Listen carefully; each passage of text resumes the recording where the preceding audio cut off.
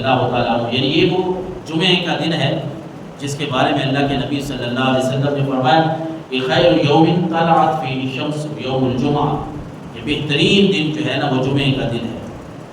جس دن سورج طلوع ہوتا ہے نا، وہ بہترین دنوں میں سے ایک بہترین دن جمعہ کا دن ہے۔ فرمایا فیہ خلق آدم علیہ السلام، یہ وہی دن ہے جس دن حضرت آدم کو پیدا کیا گیا تھا۔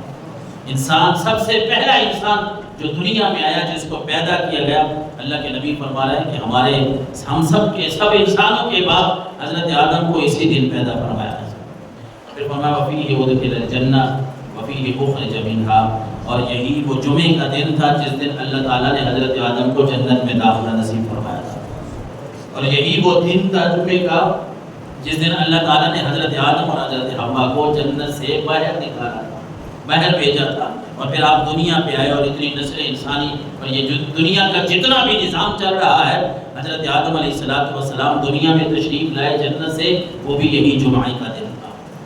اور اسی جمعہ کے دن کے بارے میں اللہ کا قرآن ہمیں فرما رہا ہے یا ایھا الذین آمنوا اذا نودی للصلاۃ من یوم الجمعہ فاسعوا الی ذکر اللہ وذروا البیع، اے ایمان والو، جب جمعے کی اذان ہو جائے نا، پھر سارے کام کاج چھوڑ کے اللہ کے ذکر کی طرف آ جاؤ،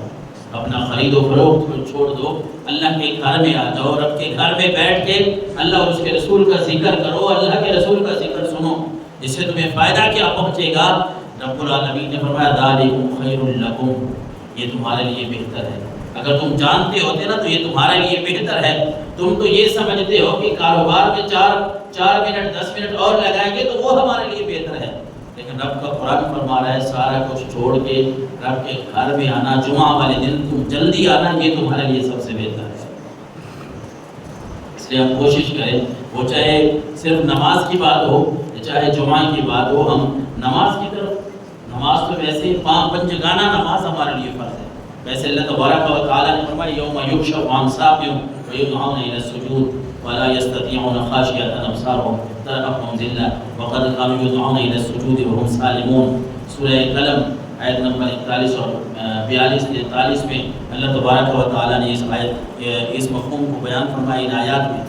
جو نماز نہ پڑھنے والے ہیں، ان آیات کا مفہوم یہ بنتا ہے کہ وہ سخت دن، وہ قیامت کا دن جب آئے گا، یدعون الی السجود، لوگوں کو کہا جائے گا جو نماز نہیں پڑھتے نا، یہاں نہیں سجدہ کرتے، کہا جائے گا بھائی سجدہ کرو، اللہ کے سامنے جھک جاؤ، ولا یستطیعون خاشعۃ ابصارهم ترهقهم ذلہ، وہ نہیں جھک سکیں گے۔ دنیا میں رب کے سامنے جو جھکنا نہیں سیکھا وہاں بھی نہیں جھک سکیں گے، آنکھیں پھٹی کی پھٹی رہ جائیں گی، آنکھیں کھلی کی کھلی رہ جائیں گی، کیونکہ رب کسی کے سجدے کا محتاج تو نہیں ہے۔ اس وقت کوئی سمجھے کہ میں ساری زندگی سجدے نہیں کروں گا، نمازیں نہیں پڑھوں گا، وہاں مجھے کہا جائے گا تو میں جھک جاؤں گا۔ ارے اللہ تبارک و تعالیٰ وحدہ لا شریک ہے، وہ بے نیاز ذات ہے، اسے تیرے اور میرے سجدوں کی ضرورت نہیں ہے۔ یہاں اگر جھکیں گے رب کے سامنے، نمازیں ادا کریں گے، کوشش کریں گے جھکنے کی،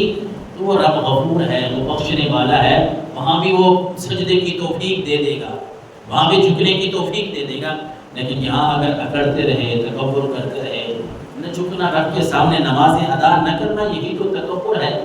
ایک عالم دین کی زبانی صوفی صاحب کی میں سن رہا تھا، تو کہہ رہے تھے کہ تکبر کی تعریف آپ کیا کرتے ہیں؟ تکبر وڈیائی کیا ہے؟ کہہ رہے تھے کہ میں اللہ کے سامنے نہ جھکنا، جان بوجھ کے نمازیں چھوڑنا، جان بوجھ کے بندہ نماز چھوڑ رہا ہے، اللہ کے سامنے نہیں جھک رہا، کہہ رہا ہے یہی تکبر ہے کہ رب نے توفیق بخشی ہے،